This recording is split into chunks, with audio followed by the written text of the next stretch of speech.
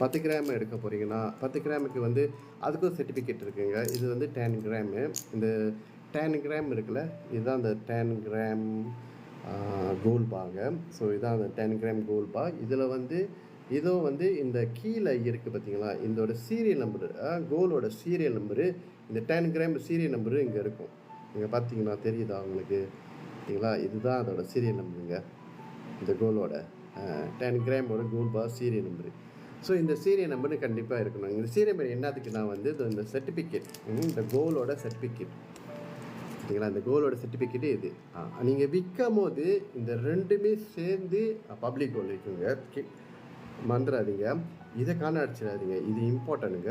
இந்த கோலுக்கு இந்த சர்டிஃபிகேட்டுங்க. இது விற்கும் போது இல்லை இப்போ நீங்கள் அடகு வைக்கும் போதோ இல்லை, ரெண்டுமே சேர்ந்து இதை நீங்கள் மறந்துடாதீங்க. ஸோ இதுக்கும் அது சார்ஜஸ்ங்க. ஏன்னா வந்து இந்த பார்கோட் வந்து இந்த கோலோட இது இருக்கும். ஸோ எல்லாம் இதுவும் நீங்கள் கோல் பா எடுத்தீங்கன்னா எல்லாத்துக்கும் ஒரு சர்டிஃபிகேட் இருக்கணும். ஸோ சர்டிஃபிகேட் இருந்தால் தான் அது வந்து உண்மையானதுங்க. சில இதில் வந்து அந்த கோல்ட்லேயே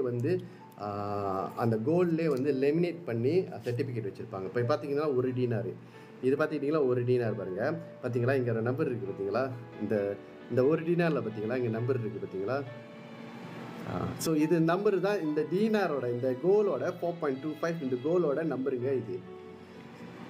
அங்கே பார்த்தீங்களா, இது கோல்டு சர்டிஃபிகேட் போட்டிருக்கு பாருங்க. இந்த கோல் சர்டிஃபிகேட் போட்டிருக்கு பார்த்தீங்களா, இந்த கோலோட சர்டிஃபிகேட் தான் இதுங்க. பார்த்தீங்க சீல் பண்ணியிருக்கு பாருங்கள். இதெல்லாம் வந்து ரொம்ப கஷ்டங்க, எடுக்க முடியாது. எவ்வளோ மொத்தம் பார்த்தீங்களா, இந்த மொத்தம் தான் இந்த கோலோட இதுங்க.